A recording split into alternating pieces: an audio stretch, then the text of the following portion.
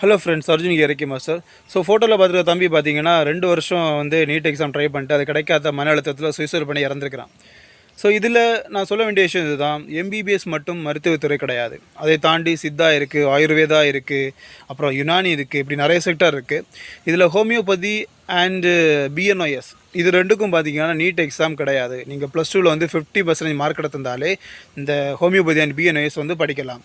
Okay, யூடியூப்பில் வந்து பாருங்கள், doctor Asha Lenin from Karaikal. அவங்க பார்த்தீங்கன்னா ஒரு international homeopathy doctor from Tamil Nadu.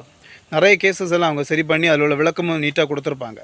Okay, so நீங்கள் பிஎன்ஒஎஸ் அண்ட் ஹோமியோபதி இது படிச்சிருந்தாலும் நீங்கள் டாக்டருக்கான அங்கீகாரத்தோட, டாக்டருக்கான காஸ்டியூம்ஸோட, கழுத்தில் ஸ்டெத்தஸ்கோப்போட பேஷண்ட்ஸை ஃபேஸ் பண்ணி நீங்கள் சர்வீஸ் பண்ணலாம்.